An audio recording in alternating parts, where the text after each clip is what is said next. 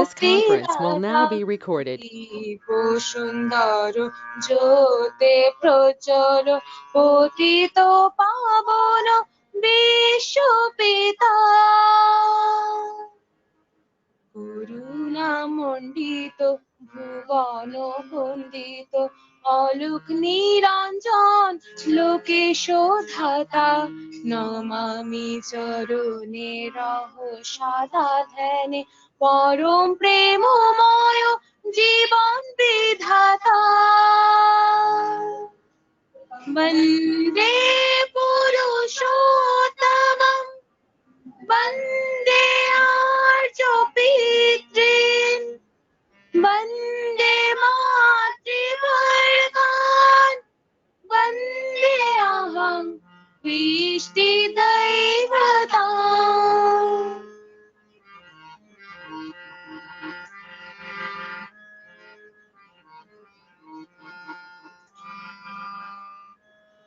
সকল পাপ ত্রাস বিনাশিয়া তুমি সকল জীবন দিতেছ হে স্বামী বিফল তনু মনে বিফল সাধনে রচয় গুণাৎ নব সংহিতা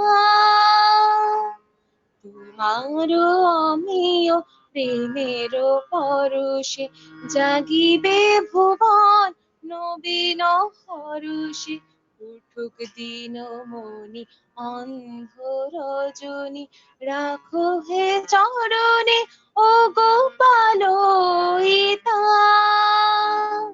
বন্দে পুরুষোত্তমম বন্দে আর্য পিতৃন বন্দে মাতৃবর্গান বন্দে অহং ইষ্টি দৈবতান মম বিধাতা বিশ্বত্রাতা হে চির পাবক মুক্তিদাতা দীপ সুন্দর জ্যোতি প্রজ্বল পতিত পাবন বিশ্বপিতা বন্দে পুরুষোত্তমম বন্দে আর্য পিতৃন বন্দে মাতৃবর্গান বন্দে অহং ইষ্টি দৈবতা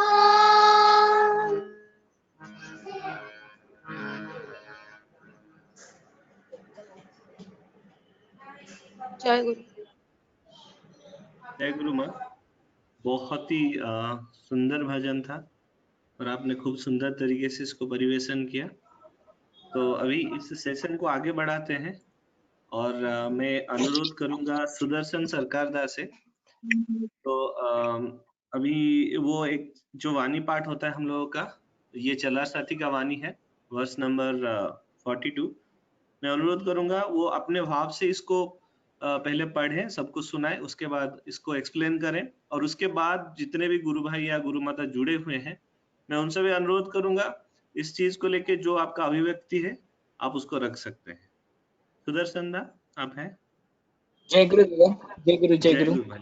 जय गुरु दादा, प्लीज पढ़िए। हम ऑडिबल ना दादा? जी बहुत अच्छा है।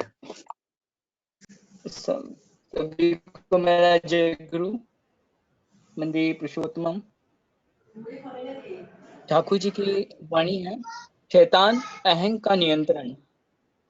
इसमें लिखा है, तुम्हारा अहंकार जब भी दूसरों को छोटा बनाकर या अस्वीकार कर अपने को प्रतिष्ठित करना चाहता है तभी उसे शैतान अहंग के रूप में पहचान लो। तुम अहंग को इस प्रकार नियोजित करो जिससे कि उसे परिचालित कर अपने परिपार्श्विक के जीवन, यश और वृद्धि को आमंत्रित कर सको। ठाकुर जी की वाणी संख्या 42 से है ये। इसमें ठाकुर जी ने कहा है शैतान अहंग का नियंत्रण। अहंग मतलब अहंकार, मेरा अहंकार, इस पे कैसे नियंत्रण कौन कर रहा है? शैतान। जो मेरे अहंकार को बढ़ा रहा है वो मेरे लिए शैतान है, मेरे लिए शत्रु है। तुम्हारा अहंकार जब भी दूसरों को छोटा बनाकर या अस्वीकार कर अपने को प्रतिष्ठित करना चाहता है, तभी उसे शैतान अहंग के रूप में पहचान लो।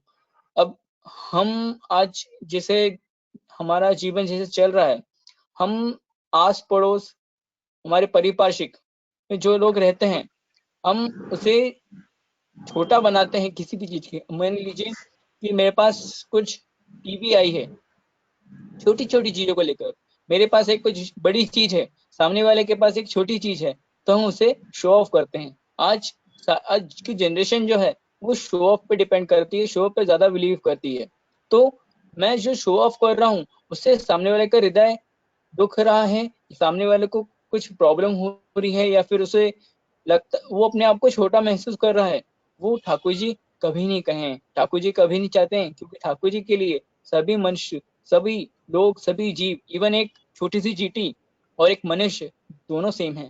ठाकुर जी ने वही कहा है, तुम्हारा अहंकार जब भी दूसरों को छोटा बनाकर या अस्वीकार कर अपने को प्रतिष्ठित करना चाहता है, तभी उसे शैतान अहंग के रूप में पहचान लो। मतलब मेरे अंदर अहंकार आया है, ये मुझे कैसे पता चलेगा? जब मैं अपनी बड़ाई करना चाहता हूँ, मैं अपनी बड़ाई लोग के मुख से सुनना चाहता हूँ, तो मेरा अहंकार धीरे धीरे बढ़ रहा है। और मुझे उस अहंकार को पहचान, जितना जल्दी हम उस चीज को पहचानेंगे, हम उस पर कंट्रोल कर पाएंगे। एक और चीज कही है, तुम अहंग को इस प्रकार नियोजित करो। नियोजित का अर्थ है काम में लाना। तो अहंग को कैसे नियोजित करना है, मतलब हमारे जो अहंकार है उसको हम कैसे काम में लाएं। ठाकुर जी ने ये भी कहा हुआ है, जिससे कि उसे परिचालित कर। परिचालित मतलब उसको, हेलो, जी जी सुनाई दे रहा है। ओके। तो ठाकुर जी ने कहा है उसको नियोजित कर उसे, जिससे कि उसे परिचालित कर। परिचालित मतलब सर्कुलेट। मतलब मुझे ठाकुर जी का जो जो चीज कही है, मुझे अहंकार को इस प्रकार काम में लाकर उसको सर्कुलेट करना है, जिससे अपने परिपार्श्विक के जीवन, यश और वृद्धि को आमंत्रित कर सकूं। मतलब जो मेरे अंदर अहंकार है, मान के चलिए मुझे अहंकार है, तो मुझे उसको इस प्रकार से अपने अहंकार को काम में लाना है, जिससे मैं उसको लोगों के बीच में, अपने परिपार्श्विक आस पड़ोस के लोगों को एक साथ करके उसको सर्कुलेट कर सकूं, कि उस ताकि उन मेरे साथ साथ उनके भी जीवन, यश में वृद्धि आए। तो इससे क्या होगा कि मैं तो बढ़ रहा हूँ। ठाकुर जी ने कहा है कि तू अगर बढ़ रहा है तो कोशिश कर तेरे साथ साथ लोग भी बढ़े। क्योंकि ठाकुर जी हमेशा एक चीज कही है कि मैं एक व्यक्ति के लिए संपूर्ण साम्राज्य त्याग कर सकता हूँ। तो ठाकुर जी ने जब एक व्यक्ति के लिए संपूर्ण अपना जो साम्राज्य है वो त्याग करने की बात कही है, तो हमें तो सिर्फ अपने आस पड़ोस परिपार्श्विक को प्रेम देना है। क्योंकि वो सामने वाला इस लोभ में मेरे से बात नहीं करता, या इस लोभ में मेरे घर पे नहीं आता कि मुझे कुछ मिलेगा। वो एक प्रेम का है। आज एक प्रेम से लोग को हम चेंज कर सकते हैं, बजाय हम अगर उसको कुछ बोलें, मारे पीटे या कुछ करें, तो वो ना सुधर के उसको हम अगर प्रेम से बोलें तो शायद सुधर जाए। तो ठाकुर जी इसलिए कहा है कि हमें अहंकार को इतना दूर रखना है अपने से। अपने अहंकार को जब तक हम दूर नहीं करेंगे, तो हम तब तक किसी से घुलेंगे मिलेंगे नहीं मिल पाएंगे। आज अगर मान के चलिए हमारी सोसाइटी, हम अपर सोसाइटी में हैं, ठाकुर जी को हमेशा से मनुष्य पसंद है, और मनुष्य हमेशा से प्रेम का भूखा होता है। तो आज हम अपर कास्ट से हैं या फिर हम अपर फैमिली से बिलोंग करते हैं, तो ठाकुर जी का जब हम जाजन करने जाते हैं, अगर हमारे अंदर मेंटेलिटी एक अहंकार वाली होती है, मेरे अंदर एक अहंकार होगा, तो मैं छोटे घर में जाने से हिचकूंगा। ठाकुर मतलब मुझे झिझक आएगी कि नहीं यार, मैं इतना पैसा वाला हूँ, मेरे पास इतनी बड़ी गाड़ी है, मैं तो कुछ भी कर सकता हूँ, तो मैं इतने छोटे घर में क्यों जाऊं, या मैं इतने छोटे लोगों से क्यों मिली, या फिर जो मतलब अपने से नीचे नीचे जो है क्लासेस हैं, उनके पास क्यों बैठूं, क्यों बोलूं। तो ये ठाकुर जी ने कभी, ठाकुर जी के पास जब जाते हैं तो कोई क्लास नहीं होता है, चाहे वो आप अपर क्लास के हो चाहे लोअर क्लास के हो, सब समान होते हैं। तो हमारे अहंकार को जब तक हम उसको दूर नहीं करेंगे, तो हमारी इस जो चीज की डिफरेंस है, जो गैप है, वो कभी फिलअप नहीं कर पाएंगे। और उसके लिए अपने को हमेशा ठाकुर जी के बताए हर एक आचरण को लेकर, ठाकुर जी के बताए हर वाणी को लेकर चलना है, उसे पढ़ना है, पढ़ने के साथ साथ जो उसमें हम समझ रहे हैं उसको अपने जीवन में जब तक उसको मतलब इम्प्लीमेंट ना कर पाए तब तक हमें उस चीज को पढ़ना, ठाकुर जी ने इतनी सारी वाणियां दी हैं उसको सिर्फ हम पढ़कर निकल जाते हैं, हमको सिर्फ पढ़ना नहीं है, उसको पढ़कर उसे लाइफ में जब तक हम उसको इम्प्लीमेंट नहीं करेंगे उसका कोई अर्थ नहीं होगा।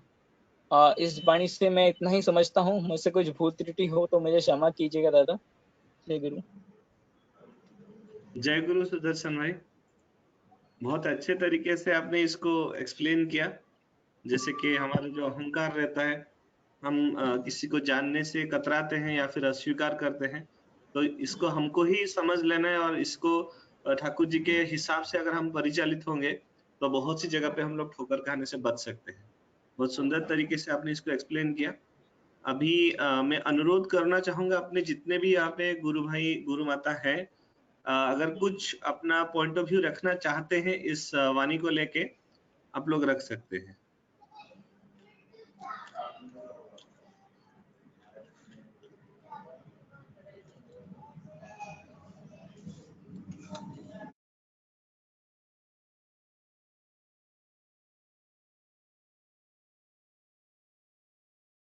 जय गुरु सभी को।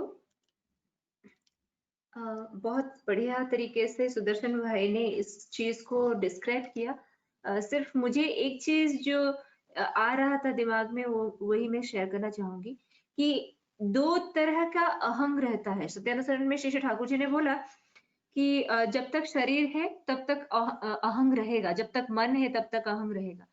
तो ये अहंग को हमें बाईपास करके चलना है। एक है सूक्ष्म अहम और एक है स्थूल अहम। सूक्ष्म अहम क्या है? जब हम परमपिता को लेके या फिर डिविनिटी को लेके, सुपर कॉन्शियस को लेके, या फिर जिससे हमारा एग्जिस्टेंस है, मतलब मैं जिंदा हूं या फिर मैं लिविंग हूँ, लाइव हूँ, तो मेरे मालिक की वजह से आज मैं जो भी मैंने पाया है, जो भी मेरा हैसियत है, या फिर जिस जिस जिस मतलब स्टेज पे मैं हूँ, जो मुकाम पे मैं हूँ, उनके बदौलत हूँ। तो ये हो गया सूक्ष्म अहम। अहंकार है पर ये सूक्ष्म अहम हो गया। पर जब मुझे लगता है कि मैंने कुछ कर दिया या फिर मैं अपने बलबूते पर ये कर सकती हूँ, जब मुझे ये लगना शुरू हो जाता है, तब क्या होता है ना, वो स्थूल अहम बन जाता है। तो ये अहम कब सूक्ष्म से स्थूल हो जाए, ये भी एक मतलब बहुत ही ये चीज है, मतलब कंफ्यूजन का चीज है, वो हमें पता भी नहीं चलता। और तब क्या होता है ना, जब ये सूक्ष्म अहम स्थूल अहम बन जाता है, तो मैं अपने काम पर खुद के जो बोलते हैं ना रूप गुण और ऐश्वर्य, ये जो मैटेरियलिस्टिक जो वर्ल्ड है, या फिर मेरा फिजिकल अपीयरेंस जो है, या फिर मेरा जो नेम एंड फेम है, उसको लेके मैं सोचती हूँ मैं कुछ बन गई। तो तब क्या होता है, कोई अगर थोड़ा सा भी ऊपर उठने की कोशिश करे, हमारा इंफीरियरिटी कॉम्प्लेक्स जो होता है, हमारी जो वृत्ति होती है, हीनमन्यता, परश्री कातरता, वो क्या करता है ना, वो दूसरों को ऊपर आना नहीं देता, आने के लिए नहीं देता, छोड़ता नहीं। तब क्या करते हैं, हम दूसरों को छोटा बनाने की कोशिश करते हैं, या फिर उनको अस्वीकार करने की कोशिश करते हैं, या फिर खुद को प्रतिष्ठित करने की कोशिश करते हैं। तो वही है, ये स्थूल अहं का ही नतीजा है, या फिर उसका रिफ्लेक्शन है। तो यहाँ पर एक चीज चलार सती का बानी मुझे याद आ रहा था कि श्री ठाकुर एक जगह पर बोल रहे हैं कि तुम्हारे लोगों को ऐसा लगना चाहिए जो तुम्हारे साथ मिलते हैं, तुमसे छोटे हो, निम्न हो, या तुम्हारे सेम कैटेगरी के हो, तुम्हारे साथ मिलने से उनको ये लगना चाहिए कि उनके सामने जैसे एक राजपथ है, मतलब एक हाईवे है। उसका मतलब क्या है, मैं जिनके साथ मिलूं, मैं जिनके साथ बात करूं, या जिन लोगों को लेके रहूं, उनको ऐसा लगना चाहिए कि मैं उनको हेल्प करने की कोशिश कर रही हूँ, या फिर उनको मिला के खुद उनके साथ चलने की कोशिश करें। ये जो सेकंड पैराग्राफ में लिखा है, श्री ठाकुर बोल रहे हैं कि तुम अहं को इस प्रकार से नियोजित करो जिससे कि उसे परिचालित कर अपने पारिपार्श्विक के जीवन, यश और वृद्धि को आमंत्रित कर सको। मतलब मेरा अहं रहेगा, अहं को मैं छोड़ूंगी नहीं, पर मेरा जो टैलेंट है, मेरा जो ये है, क्या बोलते हैं उसको, क्वालिटीज है, जो भी जिस भी एंगल से है, उसको यूटिलाइज करके मैं अपना और अपने पारिपार्श्विक का डेवलपमेंट कर सकूं। अगर मुझे गाना गाना आता है तो रादर मेकिंग अदर इंफीरियर कि तुम्हें क्या आता है, तुम्हें तो बिल्कुल भी नहीं आता है, तुम तो ये नहीं गा पा रहे हो, वो तो तुमसे हो ही नहीं पा रहा है, rather than doing all this things मैं उसको हेल्प करूं कि कैसे वो अच्छे से गा सके। अगर मुझे कोई भी किसी भी चीज पे रसोई में मैं बहुत माहिर हूँ या फिर मुझे बहुत अच्छे अच्छे टेक्निक्स पता है, तो लेट मी हेल्प, मैं उसको वो टेक्निक यूज करके दूसरों को हेल्प करने की कोशिश करूं कि वो लोग भी वो सारे चीज को अपना सके, ताकि उनकी ये जो यहाँ पर जो मेंशन किया गया है कि पारिपार्श्विक के जीवन यश और वृद्धि को आमंत्रित कर सको, ये अगर हम लोग देखें मोस्ट ऑफ द केसेस ये होता है, हम लोग पहचान भी नहीं पाते हैं कि मैं अहंग में हूं या नहीं। कोई अगर दूसरा अगर मेरे से थोड़ा सा भी अच्छा करने की कोशिश की तो पुलिंग द लेग्स ये शुरू हो जाता है या फिर बुली शुरू हो जाता है, ये नहीं होना चाहिए, मेरा जितना समझ में आ रहा है। तो इष्ट को पकड़ने से ये स्थूल अहंग क्या होता है, धीरे धीरे सूक्ष्म अहम में कन्वर्ट होता है। मतलब उसको बाईपास करके रखने का जो टेक्निक है, तरीका है, वो हमारे समझ में आता है कि कैसे उसको रख सके। मैं एक अच्छी बात सुन रही थी मेरे हस्बैंड से, वो बोल रहे थे कि कभी कभी देखते हैं कि मेरा भाई अगर उनका बहुत कुछ लाभ हो गया, बेनिफिट हो गया बिजनेस में या फिर उनके जो भी लाइफस्टाइल है, तो वहां पर मुझे जेलेसी नहीं आती, हेट्रेड नहीं आता या फिर इंफेरिटी फील नहीं होता कि क्यों उनका वो डेवलप कर रहे हैं, मैं क्यों नहीं कर पा रही हूँ। क्यों? क्योंकि हम दोनों का कॉमन सोर्स ऑफ इंटरेस्ट है, वो है मेरे पिता या फिर वो है मेरे माता, मेरे पेरेंट्स। तो वैसे ही होता है जब हमारे कॉमन सोर्स हो जाएंगे या फिर हम लोग आइडियल सेंट्रिक लाइफ क्या है उसको जब समझने की कोशिश करेंगे या फिर समझेंगे, तो उनके बदौलत जो कि मेरे पिता एक है, मेरे गुरु एक है, तो मेरे गुरु का जो शिष्य हुआ वो मेरे गुरु भाई हुआ या फिर गुरु बहन हुआ, तो उनका मंगल भी मेरा काम्य है या फिर उनका मंगल देख के मुझे खुशी होगी, ना कि दुख होगा, ना कि जेलसी फील होगी। तो यही मेरा कहना था। जय गुरु।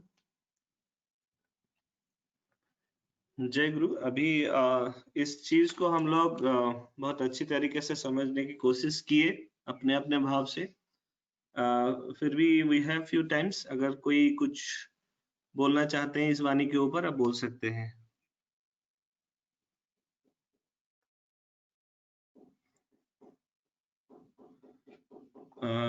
ठीक है, अभी मैं अनुरोध करना चाहूंगा सबसे, जैसे कि अभी कुछ क्वेश्चंस आ रहे हैं अभी चैट बॉक्स में। आप अभी तो भजन होगा, उसके बाद हम लोग जाएंगे जो टॉपिक ऑफ द वीक है, एडिक्शन वर्सेस डिवोशन। तो उसी दौरान मैं चाहूंगा कि जितने भी गुरु भाई हैं जुड़े हुए हैं यहाँ पे, आप लोग अपना जो सवाल है या फिर जो जानकारी है चैट बॉक्स में आप दे सकते हैं।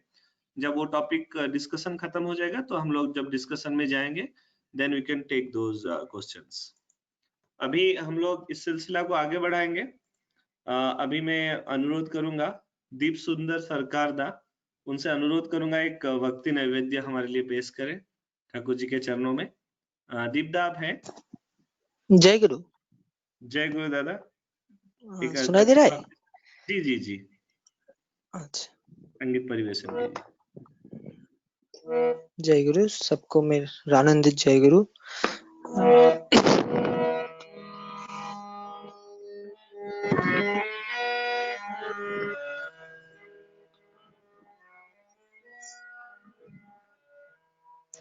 বৃথায় গর্ব করিস না রে মন, বৃথায় গর্ব করিস না রে মন, যাওয়ার সময় আসবে যবে, যাবে রে জীবন। বৃথায় গর্ব করিস না রে মন, ওরে মন, বৃথায় গর্ব করিস না রে মন, যাওয়ার সময় আসবে যবে, যাবে রে জীবন, ওরে যাবে রে জীবন। বৃথায় গর্ব করিস না রে মন, এই ক্ষণিকের জীবনটা তোর সামনে পিছে আধার ঘোর, এই ক্ষণিকের জীবনটা তোর সামনে পিছে আধার ঘর মিথ্যা সুখে হয়ে বিভোর হেলায় সময় কাটা সকারণ যাওয়ার সময় আসবে যাবে যাবে রে জীবন ওরে যাবে রে জীবন বৃথায় গর্ব করিস না রে মন ওরে মন বৃথায় গর্ব করিস না রে মন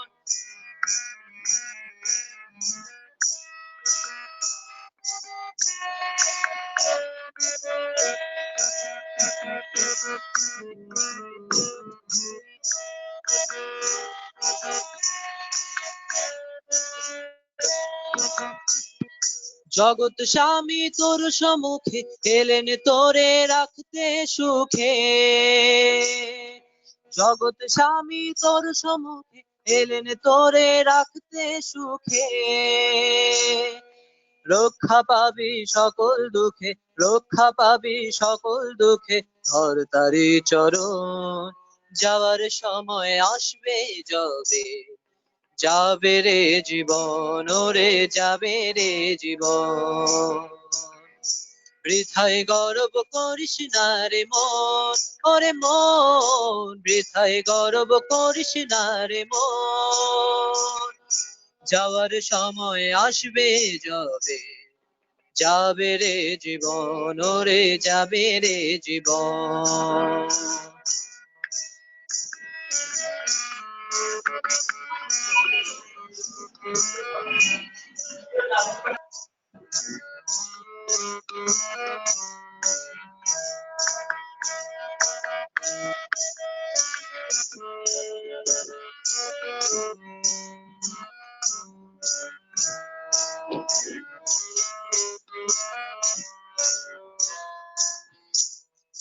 তিনি ত্রাতা তিনি দাতা তিনি সবার সুখের হোতা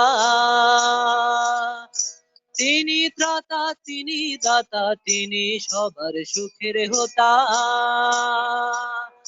সার্থকতায় পূর্ণ হবি সার্থকতায় পূর্ণ হবি নেতারি স্মরণ যাওয়ার সময় আসবে যাবে যাবে রে জীবন ওরে যাবে রে জীবন বৃথায় গর্ব করিস না রে মন ওরে মন বৃথায় গর্ব করিস না রে মন যাওয়ার সময় আসবে যাবে যাবে রে জীবন ওরে যাবে রে জীবন বৃথায় গর্ব করিস না রে মন বৃথায় গর্ব করিস না রে মন বৃথায় গর্ব করিস না রে মন ওরে মন ওরে মন ওরে মন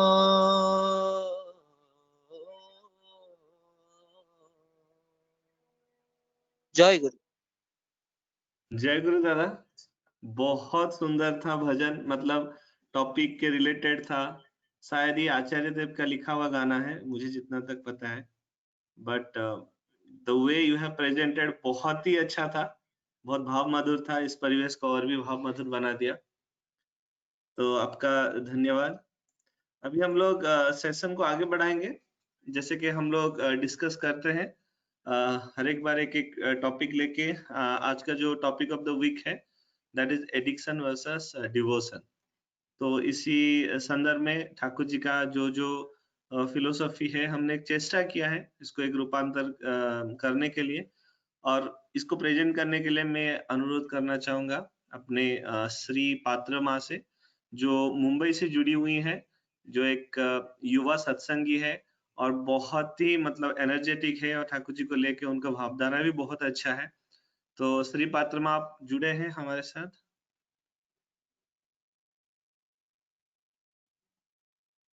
जी दादा, जय गुरु। आवाज आ रही है? जय गुरु माँ, बहुत अच्छे से आवाज आ रही है, प्लीज कंटिन्यू। परम प्रेम श्री ठाकुर और कुचंद जी के चरणों में मेरा कोटि कोटि प्रणाम। श्री श्री बर्मा के चरणों में मेरा कोटि कोटि प्रणाम। श्री श्री बर्दा के चरणों में मेरा कोटि कोटि प्रणाम। श्री श्री आचार्य देवदत्त के चरणों में मेरा कोटि कोटि प्रणाम। यहाँ उपस्थित सभी को मेरा हार्दिक जय गुरु। मेरा नाम श्री है और मैं एक सेकेंड ईयर बीटेक स्टूडेंट हूँ। पुणे में पढ़ती हूँ, फिलहाल घर पे मुंबई में हूँ। और आज मुझे मौका दिया गया कि मैं कुछ अपने थॉट शेयर कर सकूँ आसक्ति और भक्ति के ऊपर। So when we talk about asakti as given in the Satyanusaran, it is when asakti is the aim we have to for our own satisfaction या फिर हमारी खुद की तृप्ति, our own entertainment, whereas bhakti is when हमारी जिनके ऊपर भक्ति है उसकी तृप्ति या उसकी आनंद या उसके वृद्धि के लिए जो अगर हम कुछ कर रहे हैं उससे भक्ति बोलेंगे। आसक्ति को in other words as it's written here कि when our mind is chained to worldly pleasures, जिसे इंग्लिश में attachment या addiction भी बोल सकते हैं, but attachment या addiction बोल सकते हैं, it is called asakti. But then when this same attachment or addiction is towards the divine, to the superior, it is devotion. आसक्ति is like हम खुद के लिए कुछ कर रहे हैं या फिर हमारे नियर एंड डियर वंस के लिए कुछ कर रहे हैं, बट जब भक्ति आती है it's for the superior which can include the superior lord और आवर पेरेंट्स और our teachers, so which is हम उनसे प्यार करके या उनकी सेवा करके अपनी और उनकी दोनों की वृद्धि करा रहे हैं। To explain in a better way, अगर हम हिस्ट्री से एग्जाम्पल्स देखें, महाभारत में जब शांतनु ने सत्यवती का हाथ मांगा था शादी के लिए, तो सत्यवती के पिता ने उनके सामने एक शर्त रखी कि तुम अपने बड़े बेटे को राज्य नहीं सौंपोगे, लेकिन जो मेरी बेटी के बच्चे होंगे उनके लिए पूरा राज्य होगा। ये सुनकर शांतनु के बड़े बेटे ने कुछ जिद नहीं की, बिना किसी टेंशन के बस हाँ बोल दिया और उसने ब्रह्मचर्य वाली जिंदगी को अपना लिया। तो इससे हमें और इस वजह से उनका नाम भीष्म पड़ा, because of its tough decision to give up everything for his father.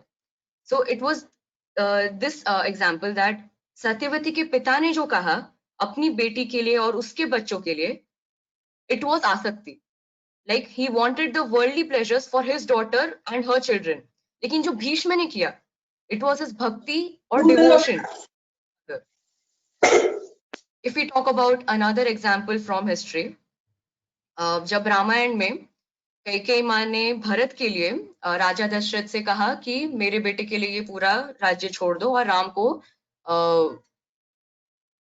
भेज दो और ये सिर्फ भरत का होगा सब कुछ, तो उसने जो ये किया, इट वाज आउट ऑफ आसक्ति फॉर हर सन, कि वो अपने बेटे के लिए सारे वर्ल्डली प्लेजर्स चाहती थी। लेकिन भरत ने क्या किया कि वही राज्य की कुर्सी को हाथ भी नहीं लगाया और बिना कुछ सोचे समझे बस वो अज्यूम कर लिया कि हाँ ये जो कुर्सी है, it is rightfully deserved by my elder brother Ram, and he did this out of bhakti. So as beautifully it is explained in the Satyanusaran, attachment towards the source or asakti towards the beloved Sadguru is called bhakti or devotion. And when we learn from this devotion and as much as we gain from this attachment or addiction, it benefits us more and more. So if we come to the advantages and disadvantages, आसक्ति कोई negative चीज नहीं है। अगर positively देखें तो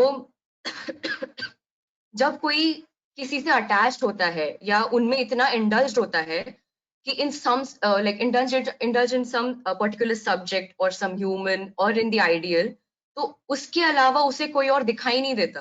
we like try our best to do everything particularly to please that person. मतलब हम जो भी कर रहे, हम चाहते हैं कि बस हम जो भी करें उस इंसान को खुश कर सके। It is the person we are attached to, और we try कि हम एकदम उनके जैसे बने। So ये आसक्ति का पॉजिटिव इम्पैक्ट था कि हम कैसे उसको भक्ति की तरफ लेके चले।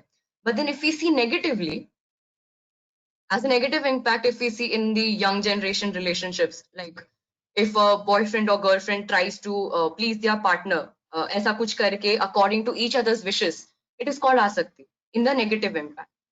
Again, as a positive impact हम देखें, अगर वैसी ही आसक्ति एक भक्त की भगवान के प्रति हो तो वो भक्ति बन जाती है। We eventually tend to ignore हमारी खुशी, मतलब कि हम जो दुनिया भर का काम करके कुछ और काम except for doing something for the superior, ऐसा कोई काम करते हैं, we eventually tend to ignore that. तो वो हमें कुछ मिल रहा है या नहीं, हमें कुछ फर्क नहीं पड़ता। हमारे दिमाग में बस एक ही बात आके घूमती है कि ठाकुर जैसा चाहते हम वैसा ही करें। तो ऐसा ना हो कि अगर दीक्षा लिया है तो करना ही पड़ेगा, जहाँ जजन जाजन इष्टवृत्ति ऑप्शन नहीं है इसलिए हम कर रहे हैं, ऐसा नहीं होना चाहिए। तो इससे वी नो दैट हमारा जो लगाव है वो कभी जनरेट ही नहीं हुआ, और this will mostly sound as a formality. So it should be rather like we took diksha and हमने सरेंडर कर लिया है अपने आप को ठाकुर के पास, और हम उन्हें मान के चल रहे हैं। इसीलिए ये मतलब अगर हम ऐसे मान के चलेंगे तो और बेटर होगा। इसलिए आसक्ति जरूरी है, मतलब it's not that it is completely negative, और वो बिल्कुल नहीं होना चाहिए। आसक्ति भक्ति को की तरफ पॉजिटिवली जरूरी है। मतलब अगर आसक्ति होगी तभी ही भक्ति जन्म लेगी, और अगर भक्ति होगी तभी विश्वास जन्म लेगा, और तभी ही मिरेकल्स हो पाएंगे। सो हर इंसान की एक अलग कैपेसिटी होती है कि वो कितना इंक्लाइन हो सके ठाकुर के प्रति। There's a very thin line difference between aasakti and bhakti. जैसे the difference between maya and mamta, दोनों वर्ड्स बहुत साउंड सिमिलर करेंगे, लेकिन इनके डिफरेंस बहुत छोटे छोटे।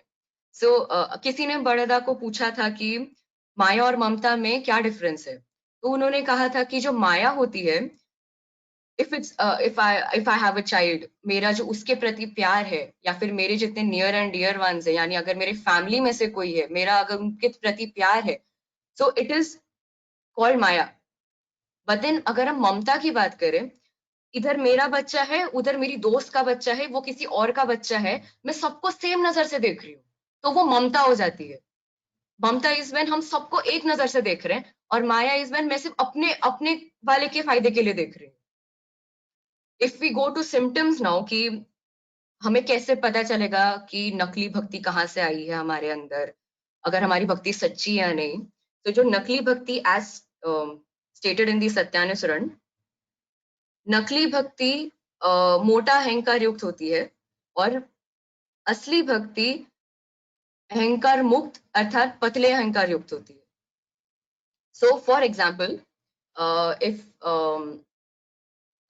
if I sing in a satsang, और मैं कोई स्पीच दे रही हूँ, तो सबने अगर मेरी तारीफ की तो मुझे बहुत अच्छा लगा, और I am very happy, I am proud of my self. So now अगर मेरे बाद किसी और ने जाजन किया, और या फिर किसी ने गाया और किसी ने उसकी भी तारीफ की, और मेरे अंदर अगर जेलिसी का भाव आया, या फिर मेरे अंदर ऐसा कुछ हुआ कि I got jealous of that person कि उसकी भी सब तारीफ कर रहे हैं, मुझे वो नहीं चल रहा, so this is wrong. Or else if I can give another example, कि मैंने कोई स्पीच दी, मैंने कोई गाना गाया, सबको बहुत पसंद आया, everyone was glad I did that, I'm proud of myself again, और मैं ऐसे आनंद बाजार में चली गई जहाँ पे मुझे झाड़ू पकड़ा दिया गया कि जगह साफ कर दो। so वहां पे अगर मेरे अंदर अहंकार आ गया कि इनको पता नहीं है क्या मैं कौन हूँ, मैंने मेरी सब तारीफ कर रहे थे, इन्होंने मुझे झाड़ू पकड़ा दिया, सो दिस इज समथिंग, यहाँ पे अहंकार आ गया। सो एक्चुअली ठाकुर परिवार में भी हम अगर देखें तो they always do work in the house hold their. कोई पेड़ को पानी दे रहा होगा या फिर सही में कोई खाना सर्व कर रहा होगा, they all do it all together. ऐसा नहीं है कि वो ठाकुर परिवार से इसलिए वो कुछ नहीं कर रहे। So it's a good example for us. So as to how to identify is like, so it's like we have to find the fault in ourselves, because धर्म क्या है? It is not about defeating others. धर्म जो है ये दूसरों को हराने का काम नहीं करता। धर्म जो है it is to conquer ourselves, यानी अपने पे जीत पाना। So by finding fault, इसका मतलब ये है कि चेक करना है कि हमारे अंदर क्या पता अहंकार आ गया हो। तो एक नकली भक्ति वाला जो इंसान है वो दूसरों की बातें यूजुअली अवॉइड करता है कि नहीं, अगर मुझे कोई आके कुछ बोल रहा है, मेरे में फॉल्ट बोल रहा है, तो वो उसको अवॉइड करने की कोशिश करता है। सो अगर हम ऐसा कर रहे हैं कि हमें, अगर हमने कोई गलती की, हमें कोई आके बता रहा है, तो instead of listening to that person we are ignoring them. So इससे पता चल रहा है कि हमारे अंदर अहंकार आ गया है। We are trying to not to listen to that person. So how to identify is self analysis. It's like अगर हमें कोई अप्रोच कर रहा है and we are not listening, so it's better if we start listening, तभी हमारा अहंकार पतला है पता चलेगा. So it's like एक अविश्वासी अगर है तो उसके हृदय में कभी भक्ति आ नहीं सकती. भक्ति एक के लिए बहुत को प्रेम करती है और आसक्ति जो है वो बहुत के लिए एक को प्रेम करती है. As it is rightly said by Thakur, a quote, you are for the Lord and not for others, you are for the Lord and so for others. It's more like किसी से कुछ पाने के लिए प्रेम करना गलत है. Like we all pray to Thakur. Sorry. It's like अगर हम ठाकुर की पूजा कर रहे हैं and हम एक कनेक्शन शेयर करते हैं, common connection, that is Thakur के प्रति हमारी भक्ति, जिससे प्रेम जाग रहा है और ये हम सबको साथ लेके आ रही है. अगर ये सिर्फ आसक्ति होती तो हम ऐसे जाजन करके थॉट्स एक्सचेंज नहीं कर रहे होते. सो when we come to the objective and why should we identify, it's like we all have an objective in life which includes कि we have a goal, everyone has set in their life कि हम आसपास सबकी मदद करके साथ में ऊपर उठेंगे. बिकॉज अगर अपने लाइफ के एंड तक हम, अगर हमारी मृत्यु का वक्त आ गया, हमें ऐसा ना हो कि हम रिग्रेट फील कर रहे हैं कि हमने कुछ किया ही नहीं दूसरों के लिए. सो इट्स लाइक हमें गाइडलाइंस मिल रहे हैं from the ideal.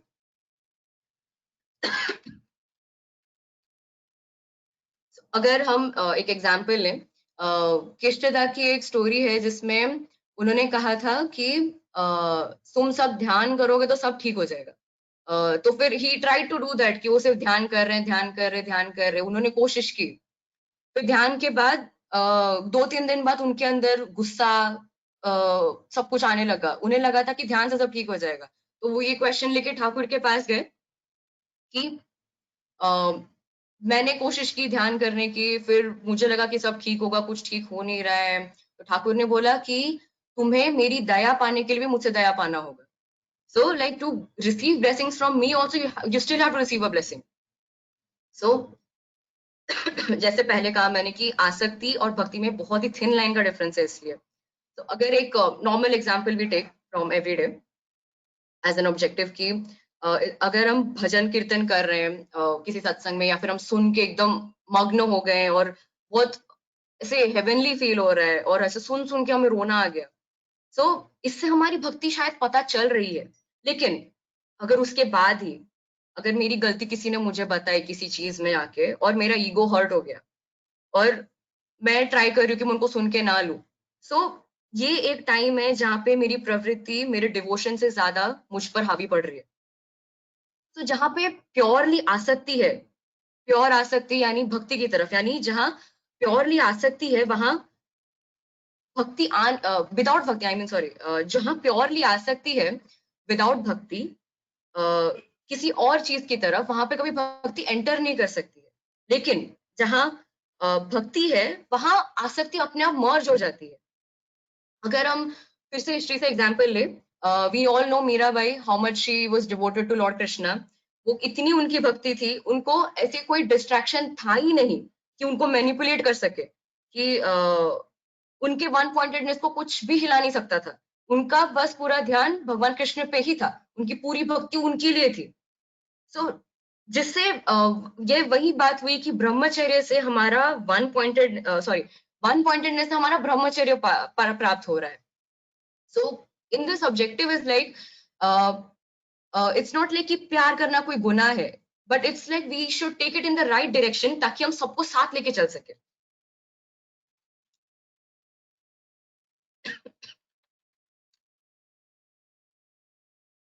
So if we go ahead to the solutions, like how we can help ourselves to do something better in asakti and bhakti. So जो आसक्ति से भक्ति हम कैसे रेगुलेट कर सकते हैं, it includes self analysis, also self realization, also includes meditation. Now how? If we look about the examples here, See, अगर एक छोटा बच्चा है, सो वो बचपन में उसे कुछ पता नहीं होता कि आसक्ति क्या है, भक्ति क्या है, उसे बस अपनी सारी इच्छाएं पूरी चाहिए, उसे कुछ फर्क नहीं पड़ रहा कि उसके आसपास क्या चल रहा है, वो किसी चीज से अट्रैक्टेड भी नहीं है।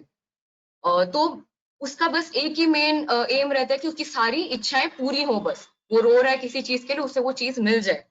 So the child is that pure कि unless and until we are introducing that child to something like the worldly pleasures, तब तक उसे कुछ फर्क नहीं पड़ रहा कि उसके आसपास क्या चल रहा है।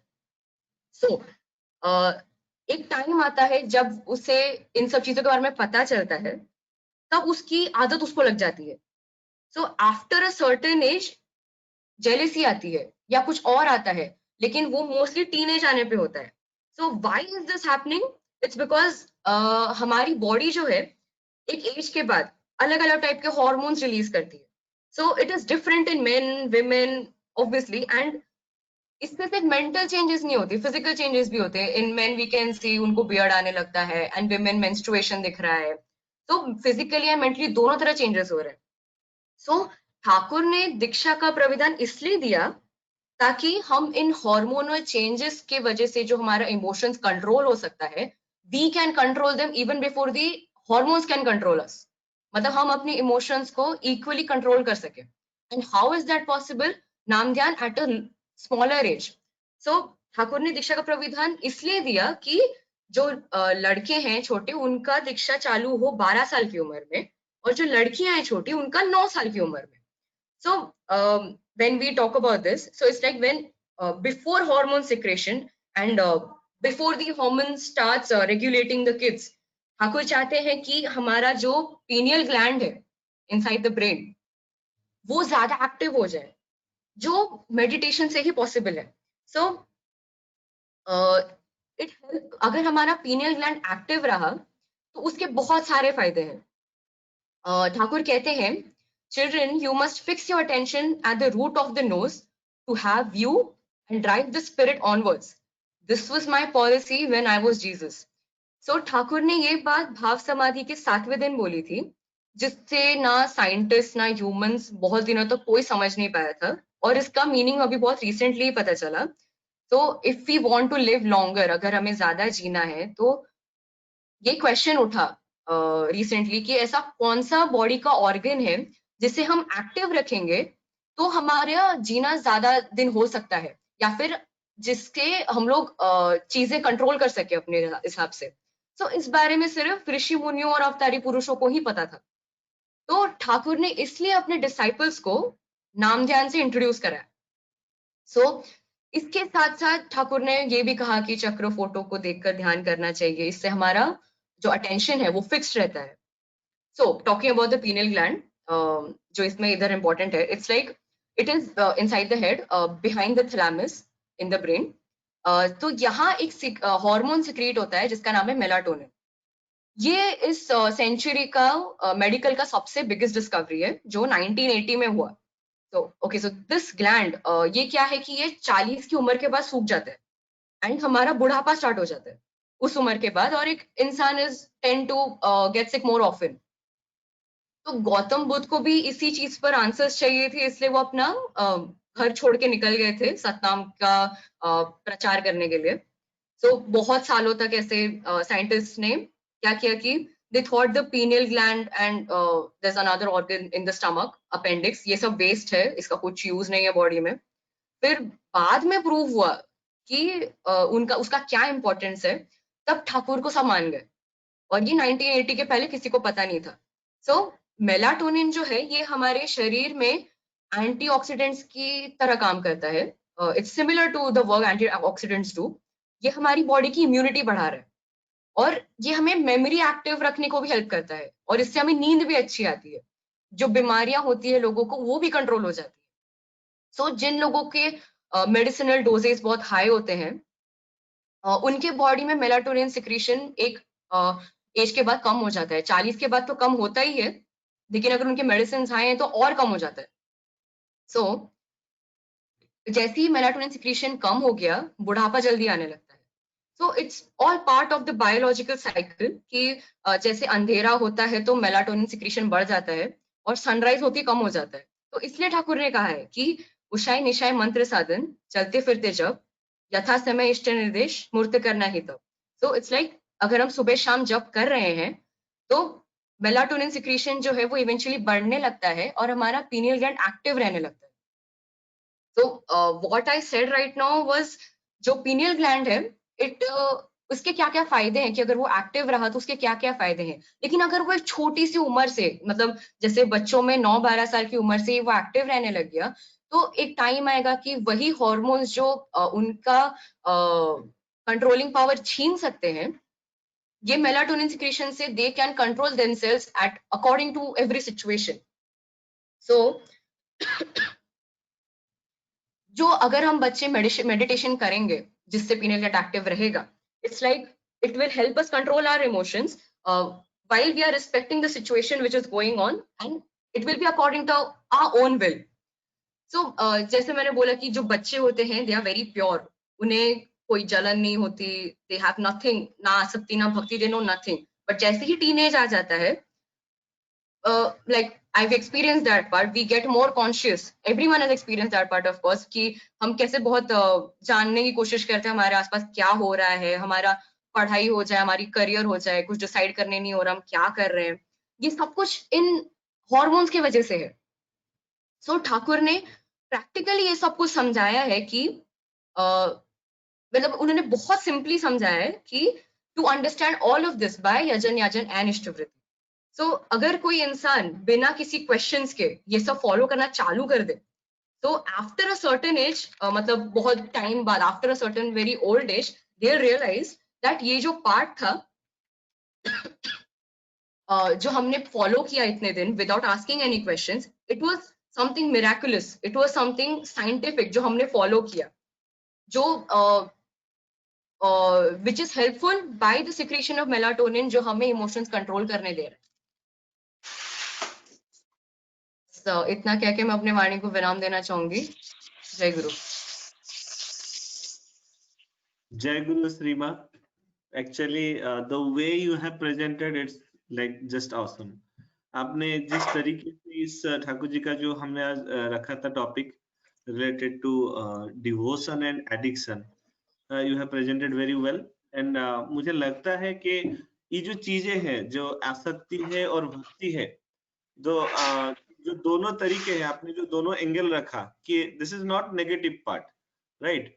एंड जैसे हमने बहुत सारे बुक्स में भी पढ़ा है या फिर आलोचना प्रसंग में श्री ठाकुर जी ने खुद बोला है, जितने भी वृत्ति प्रवृत्तियां हैं, एडिक्शन है, आसक्ति है, ये सब धर्म के ही अंग है। So it's our responsibility to give them a right direction. So इसको एक मीनिंगफुल एडजस्टमेंट देना है, which can be possible with ideal, not without ideal. So अभी मैं रिक्वेस्ट करना चाहूंगा फोरम में अगर कोई है जो इसको कुछ ऐड करना चाहते हैं, अपना अनुभूति हो या फिर कुछ चीजें हो आसक्ति या भक्ति के ऊपर, तो आप अनम्यूट करके बोल सकते हैं। उसके बाद हम लोग चर्चा करेंगे या फिर डिस्कस करेंगे जो भी क्वेरीज आए हैं। सो पहले मैं चाहूंगा अगर कोई भी अपना अनुभूति बताना चाहे या फिर इस आसक्ति भक्ति के ऊपर, not only from Shri Thakur point of view, अगर मतलब कुछ वेद से है या फिर गीता, बाइबल, कुरान, कुछ भी हो, यू कैन प्रेजेंट हियर।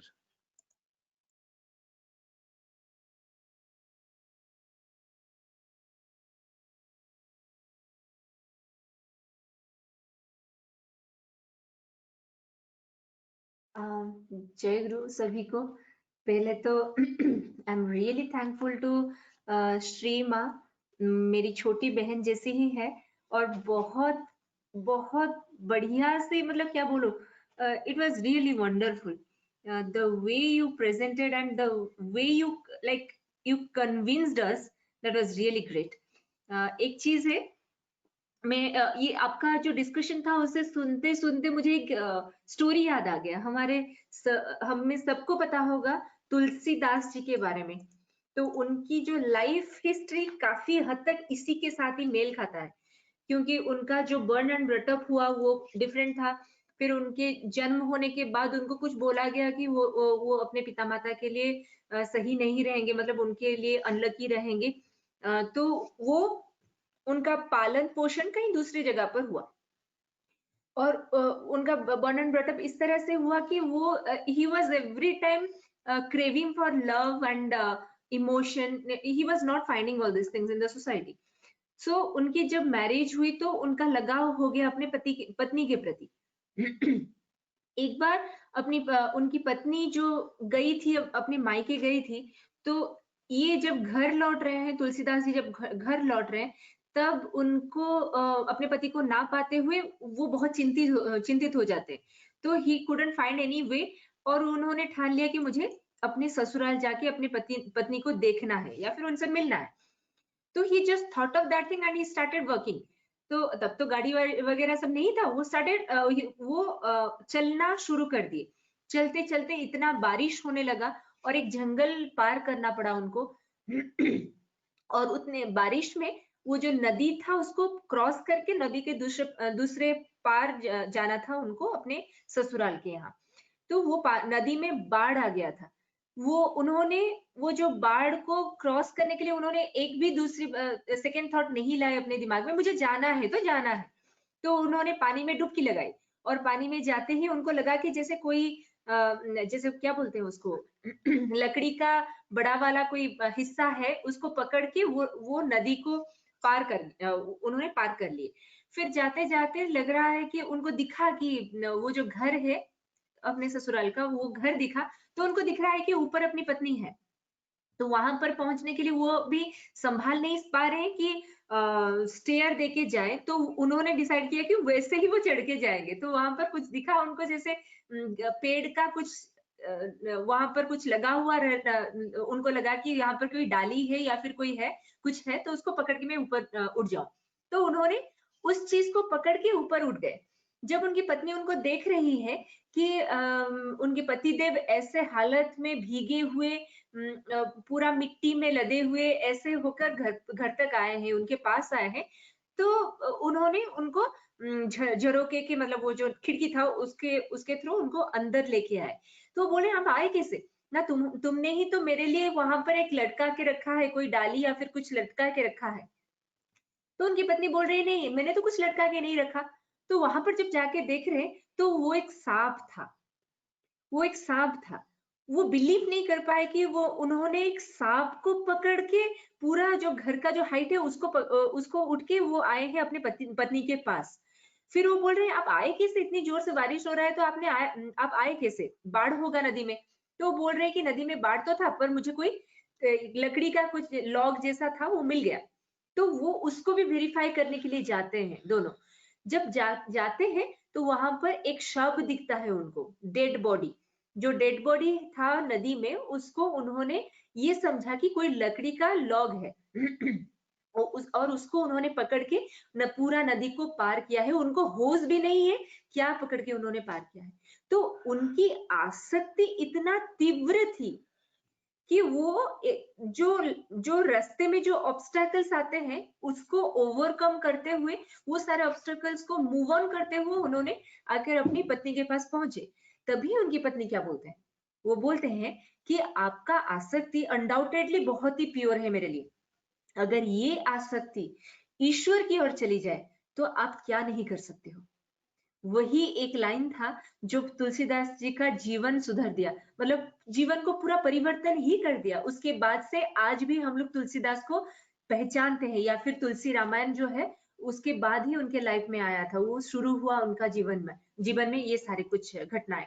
तो मेरा कहने का मतलब ये है, जैसे श्री हमारे डिस्कशन कर रही थी कि ये जो आसक्ति है वो रहना ही चाहिए। आसक्ति खराब चीज नहीं है, वो रहना चाहिए, पर वो अगर कहीं प्रवृत्ति में लिप्त हो गया तो वो हमारा डाउनफॉल कर देता है। वो अगर ईश्वर में लिप्त हो गया तो हमारी मुक्ति ले आती है, हमारे अंदर वो भक्ति ले आती है।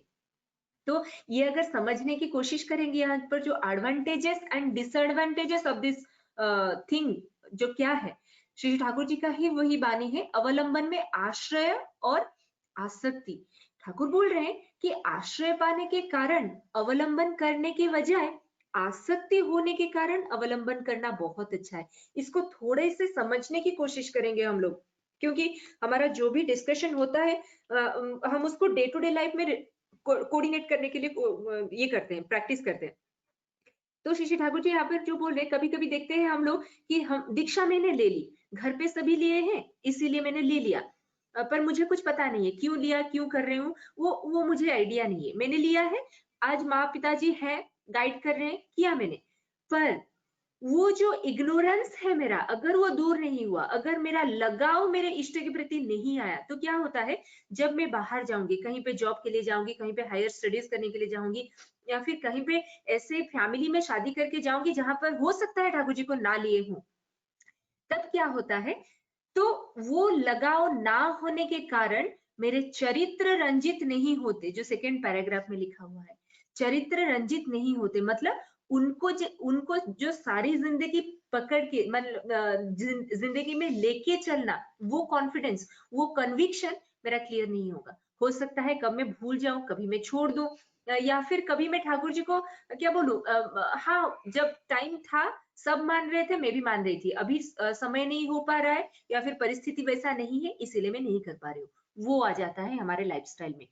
पर यहाँ पर श्री ठाकुर क्या बोल रहे हैं कि आसक्ति होने के कारण अवलंबन करना बहुत अच्छा है, मैं उनसे प्रेम करती हूँ, वो मेरे गुरु है, मेरे पिता है, या फिर मेरे जिंदगी का एक अनोखा, जो बोलते हैं ना, जो बोलते हैं ना, ये पार्ट है, मतलब एक प्रायर पार्ट है, जिनको छोड़ के मैं कुछ डिसाइड नहीं कर पाऊंगी, जिनको छोड़ के मैं लाइफ के बारे में सोच भी नहीं पाऊंगी, ये आसक्ति होनी चाहिए।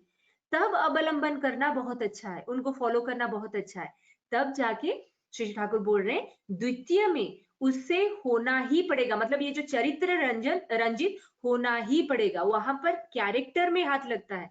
मेरा जो भी एंगर, ये जो श्री अभी बोल रही थी, बहुत अच्छे से बोल रही थी कि कभी कभी हम लोग भजन कीर्तन करते हैं, सत्संग सुनकर भाव मधु, मतलब भाव विभोर हो जाते हैं, पर उसी टाइम पे बाहर आते ही अगर किसी ने मुझे टीज कर दिया या फिर कुछ बोल दिया, तो वहां पर इमीडिएटली मेरा ईगो हर्ट हो जाता है।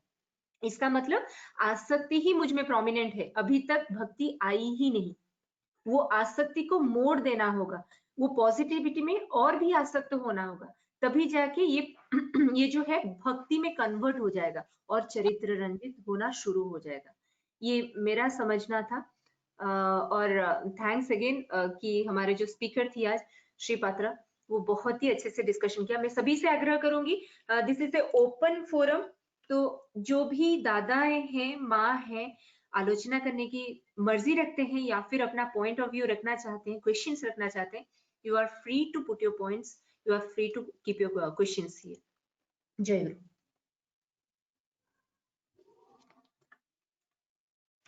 जय गुरु सर। जय गुरुदेव।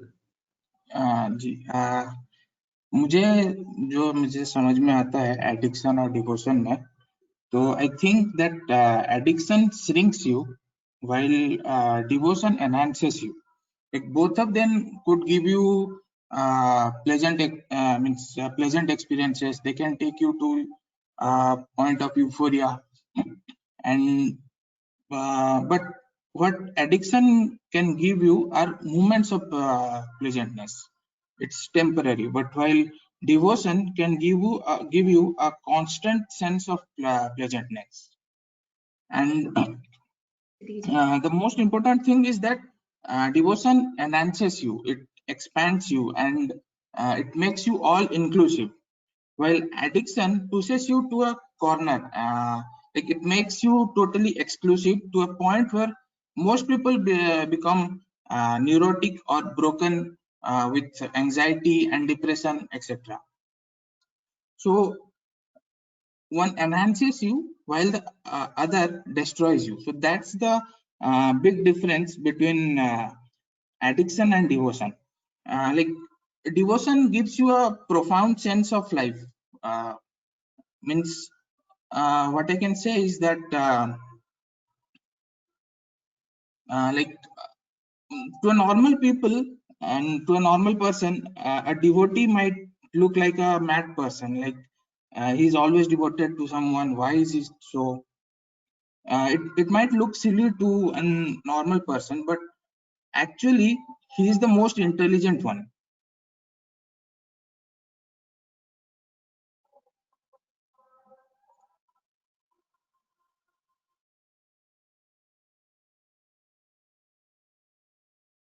या हेलो सौगत भाई,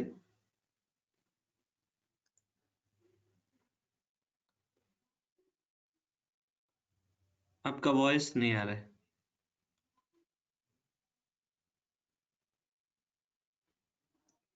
या ठीक है, अभी बहुत अच्छे तरीके से सौगत भाई ने अपना पॉइंट ऑफ व्यू रखा है। यहाँ पे जो चीज है ना, यहाँ पे जो ठाकुर बोल रहे हैं अनुराग या आसक्ति के अभाव में, सो अनुराग ऐसी चीज है जब हम लोग दीक्षा नहीं लेते या फिर युक्त नहीं होता, हमारा अनुराग नहीं आता। और इसी को ही कहते हैं वन पॉइंटेडनेस, एकानुरक्ति, मतलब एक के साथ जुड़े रहने से ही वो हमको बहु में जो प्रेम करना सिखाएंगे। लेकिन आसक्ति में क्या होता है, बहुत सारी चीजों के लिए हम लोग मतलब एक ही चीज पे अट्रैक्टेड हो जाते हैं। तो ये जो मतलब जो बोल रहे हैं ना यहाँ पे पॉइंटेडनेस, पॉइंटेडनेस कब होता है, जब आदमी शार्प बनता है। और उसी के लिए हमको, जैसे कि हम लोग बहुत सारे एग्जांपल्स दिए हैं, लेंस को लेके हम लोग जो सूर्य किरण को लेंस में डालते हैं वो कंसंट्रेट हो जाता है और वो जला भी सकता है। लेकिन नॉर्मल जो सूर्य की किरण है, हम उसमें धूप में आनंद लेते हैं या फिर विटामिन डी हमको मिलता है। तो जो पॉइंटेडनेस है वो क्या करता है, आपको एक इंटेंसिटी देता है। तो इसीलिए जो इंटेंसिटी पाने के लिए हमको जो एकाग्रित होना है, एकांतकरण चाहिए, और पॉइंटेडनेस मतलब अनुराग के सहित, प्रेम के सहित, भक्ति के सहित ठाकुर जी के पास या फिर ठाकुर जी का जो मार्ग है उसको हमको फॉलो करना है। तो अभी हम लोग जाएंगे क्वेश्चंस की ओर। सौगत भाई ने ही पूछा था, so how can we cultivate this idea of converting ego into a good thinking from childhood? I think Shri माँ ने इसको बहुत अच्छे से यहाँ पे समझाने की कोशिश की थी। जैसे कि हम लोग समझते हैं यहाँ पे बचपन से, मतलब जब उन्होंने बोला कि बचपन में हमारा जो डिफरेंशिएट हम नहीं कर पाते, क्या आसक्ति है, क्या भक्ति है, क्या मेडिटेशन है, नोबडी केयर्स एक्चुअली। हमको उस समय जो हाईएस्ट चाहत रहती है वो है सिक्योरिटी। मैं किसके पास सिक्योर रहूं, तब मैं उसके पास जाता हूँ। सबसे सिक्योर प्लेस होता है हमारी माँ की गोद। हमको अगर कोई भी माँ की गोद से ले जाए तो हम लोग रोते हैं, चिल्लाते हैं, बवाल कर देते हैं। सो उस समय हमारा हाईएस्ट इंपोर्टेंस टारगेट रहता है सिक्योरिटी।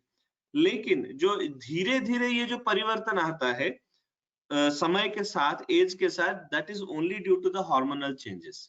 और इस चेंजेस को हमको मैनेज करना है, that is called as hormonal management. जैसे श्री माँ ने यहाँ पे बोला, हमको बचपन से ही, इसीलिए श्री श्री ठाकुर जी का कहा हुआ है, लड़कों को 12 साल की उम्र में, लड़कियों को 9 साल की उम्र में दीक्षा ग्रहण कर लेना चाहिए। जैसे हम लोग पैदा होते ही हमको बहुत सारे ये देते हैं, इंजेक्शंस देते हैं, बीसीजी इंजेक्शंस देते हैं, टीका देते हैं, बहुत सारे वैक्सीनेशंस होता है। व्हाई? क्योंकि हम लोग जब पैदा होते हैं, हमको एक्वेंटेड होने के लिए, उस चीज के साथ हमको बढ़ने के लिए एक मौका दिया जाता है। हर चीज का हम ख्याल रखते हैं। वैक्सीनेशंस हो गया, खाने पीने का हो गया, एजुकेशन का हो गया, पढ़ने लिखने का हो गया। As a parents we are giving the utmost quality lifestyle to our children, but why not in the form of spiritualism? Why not in the form of meditation? हम लोग क्या समझते हैं, अरे बच्चा है, क्या मेडिटेशन करेगा, वो गलत सलत कर देगा, पाप लगेगा। हमारे इंडिया में ये सब चीजें चलता है। पाप पुण्य का कोई हिसाब नहीं है ठाकुर जी के पास। पाप तब लगता है जब मैं किसको, जो चीज करता हूँ, किसी को कह ना सकूं, that is called as sin according to Shri Thakur. तो ये तो बहुत अच्छी चीज है। फॉरेन कंट्रीज में, specially in Germany and US, if you google it, you can find so many Sanskrit universities are there, and there only they used to insist their students to do the chantings, to do meditation. ये बचपन से होना चाहिए। This is not very uncommon. हम लोग इसको बहुत uncommon बना देते हैं। कराटे क्लास सीखने के भेज देते हैं, गिटार सीखने के लिए भेज देते हैं जब वो बच्चा रहता है। why can't we send the kids for the meditation or to take initiation? ये भी बचपन से होना चाहिए। तो इससे क्या होता है, जब हम बचपन से मेडिटेशन करना शुरू करते हैं, या फिर जो पिनियल ग्लैंड यहाँ पे जो प्रेजेंट किया गया, which is the master of all glands, that is the master of all glands, once it start controlling you, before that we should control our emotions. इसीलिए मेडिटेशन, इसीलिए सत्व अनुज्ञा, इसीलिए जो ऑटो सजेशन है ना, this is the best medicine. Auto suggestion is the best medicine to control yourself, whatever may be the age group. Whatever may be the age group. 13 साल के हो, 31 साल के हो, या फिर 80 साल के कोई भी इंसान हो, अगर ये ऑटो सजेशन डेली वो रिपीटेडली पाठ करेंगे और इस चीज को अनुधावन करेंगे कि मैं किस वक्त और कैसे बिहेव करूं, इसके लिए मुझे एक जीवंत आदर्श चाहिए। जब हम देवघर जाते हैं, पूज्य बाबा बाबा को देखते हैं, आचार्य देव को देखते हैं, उनसे क्या सीख लेते हैं? जीवन में कैसे सिंपली गॉर्जियस लाइफस्टाइल जो रहता है, मतलब उनका नजरिया देखिएगा, उनका चलने का तरीका, उनका बोलने का तरीका, उसमें एक डिविनिटी है। और डिविनिटी क्यों आता है? Because they are controlling their emotion. वो सप्रेस नहीं करते, उसको एक मीनिंगफुल एडजस्टमेंट देते हैं। So I think this is the answer to that question. If anybody would like to add anything in that, they can.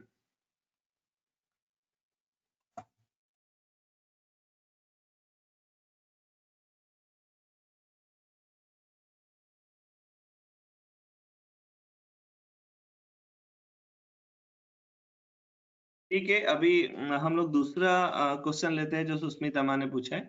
When anyone have आसक्ति but he felt that is bhakti and he is blind with his asakti, if he is an honorable fellow, then how can I pull him in the path of bhakti? स्त्री माँ आप हो, would you like to answer this? मैं श्री की माँ बोल रही हूँ, श्री की मम्मी बोल रही हूँ। माँ जय गुरु माँ, बोलिए।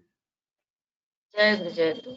अभी जो बात और आसक्ति और भक्ति की बात हुआ, और बचपन से हमको उसको भक्ति सिखाना है और शिक्षा देना है, ये बहुत जरूरी है।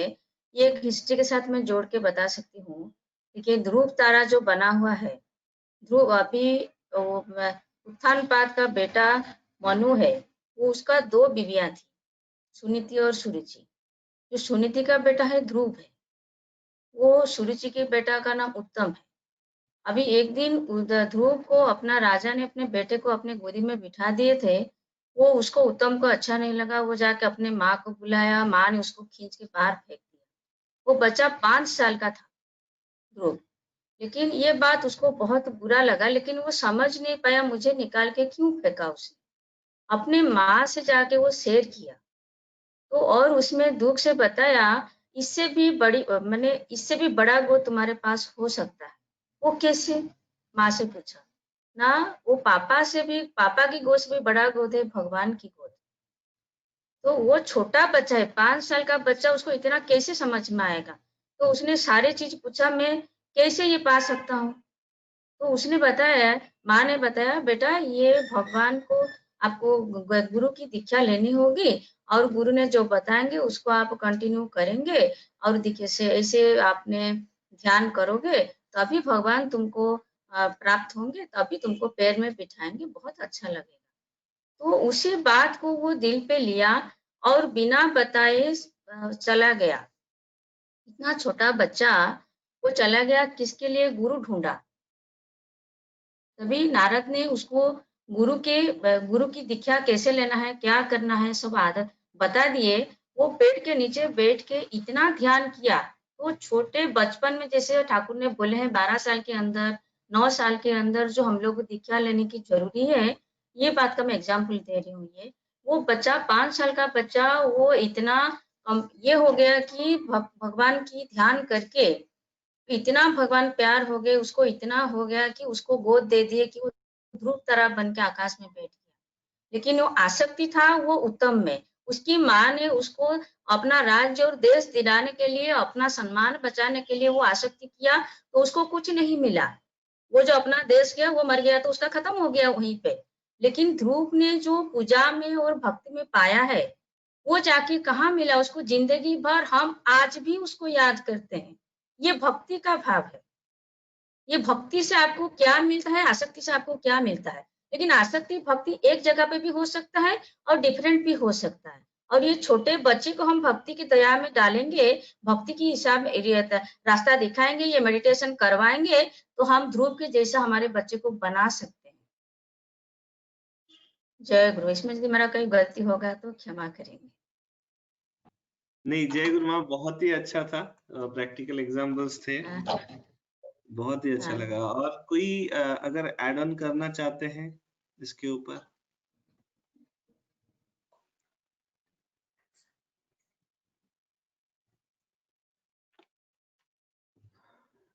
ठीक है, तो नॉर्मली हम लोग और एक चीज होती है, मतलब नॉर्मल हमारे रेगुलर प्रैक्टिस में या फिर कल्चर में दो चीजें होती है। एक तो हम लोग एक्सपेक्टेशंस रखते हैं, तो उसको हम डिवोशन का नाम दे देते हैं। जैसे कि मेरा कुछ मंगल हो जाए, मैं ये कर दूंगा, ये चढ़ावा दे दूंगा, वो कर दूंगा। मतलब वो अपने आप को ही ठगना जैसा होता है। That is a negative auto suggestion, what I feel. तो ठाकुर जी उन सब से हमको मुक्त करने के लिए आए हैं। तो जब एक बार एक बार पूज्यपाद बाबा आए थे बैंगलोर में, वही बोल रहे थे कि जो हम लोग अपने लिए मांगते हैं ना, उसको हम सकाम भक्ति बोलते हैं। या फिर जब दूसरों के लिए बोलते हैं, हम उसको निष्काम बोलते हैं। तो निष्काम का अर्थ है कि दूसरों के लिए बोलना, मतलब मांगना सिखाना। जैसे अभी सौगत भाई ने पूछा था कि बचपन से कैसे सिखाना चाहिए, यही सिखाना चाहिए, देना कैसे हम लोगों को दे सके दूसरों को, मतलब दूसरों के लिए कर सके। इसलिए तो इष्टवृत्ति का प्रचलन है, इसलिए तो भातृभज्य का प्रचलन है। जो हम दूसरों के लिए करना शुरू करेंगे, ऑटोमेटिकली वो डिवोशन आ ही जाएगा। जब देना शुरू करेंगे तब आसक्ति खत्म हो जाता है। इट्स नॉट लाइक कि हम लोग हमेशा उस चीज को पकड़ के ही रखें।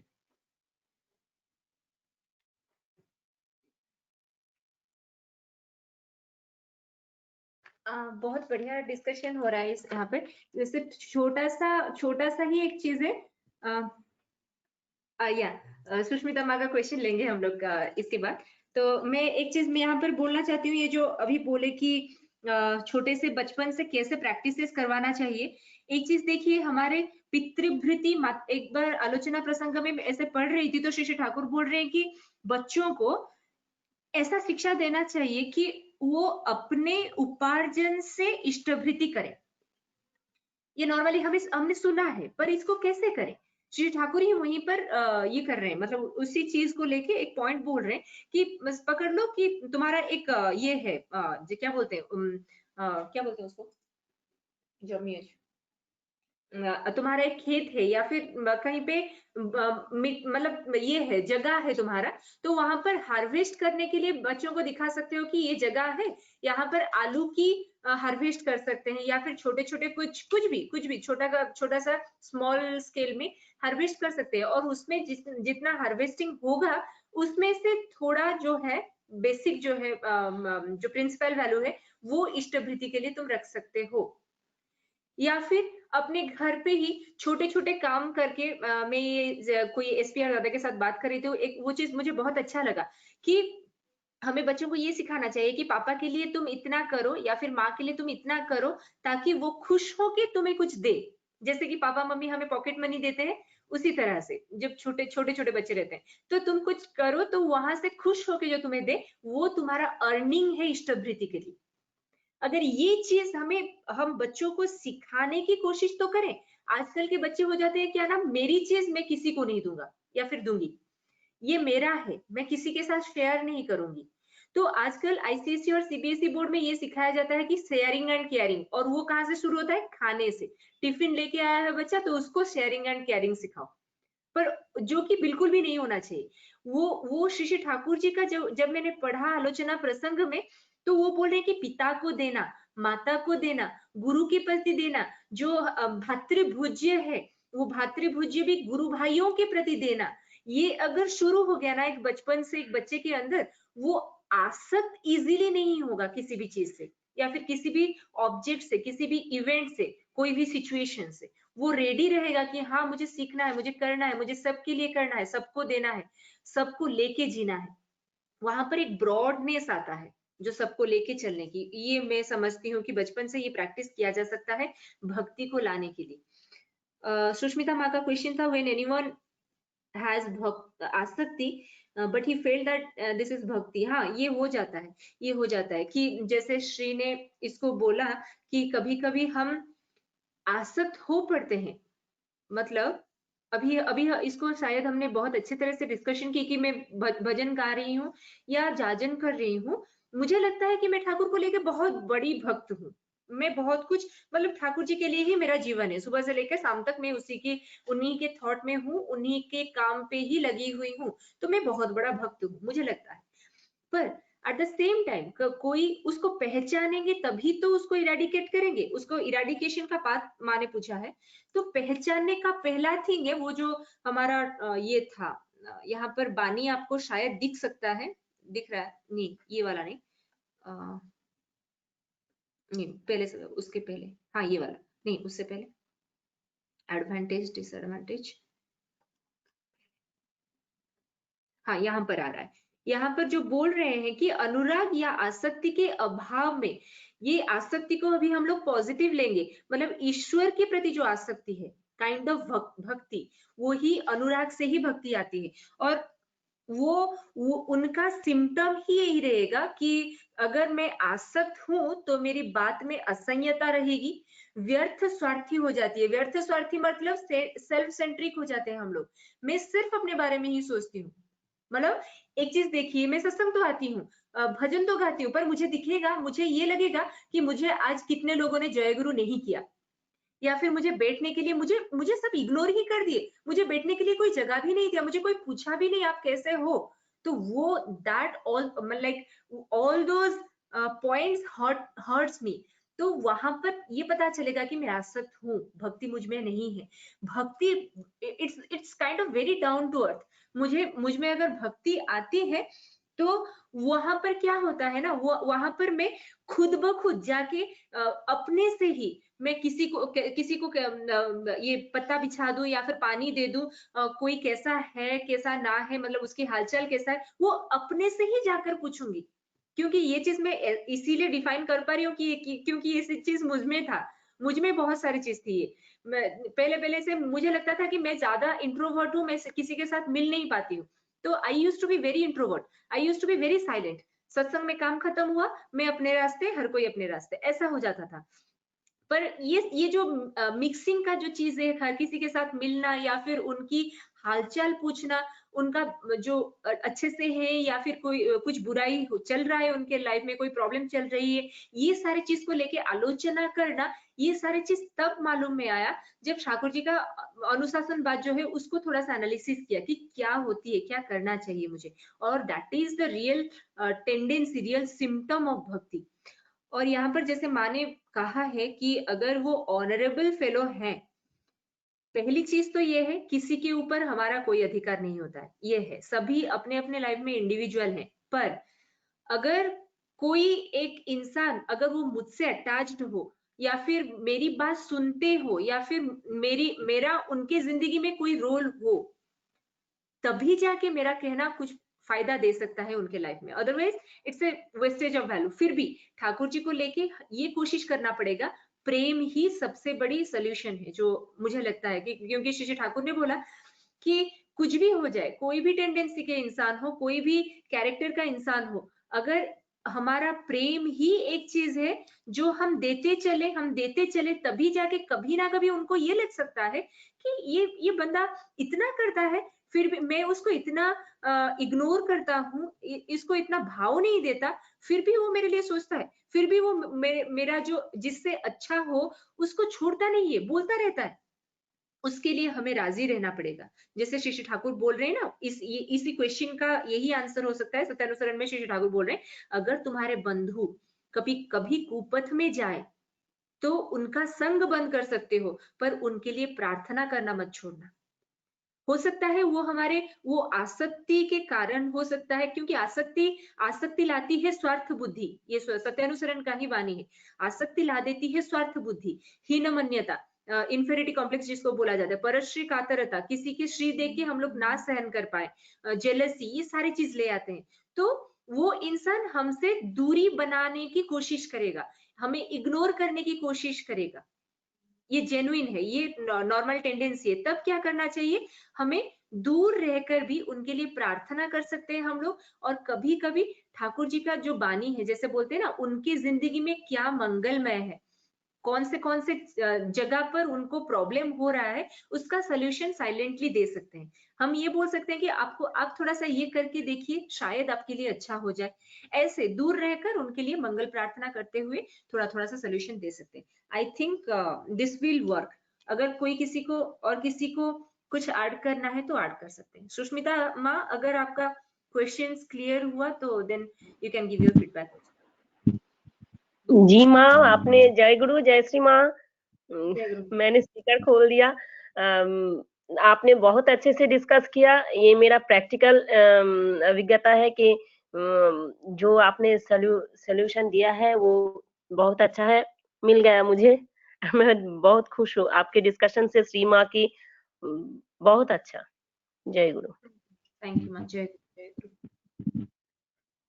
जय गुरु। तो अभी बहुत अच्छा रहा आज का सेशन। अगर कोई किसी चीज के मतलब ऐड करना चाहते हैं किसी चीज को तो कर सकते हैं, नहीं तो we can wind up our session.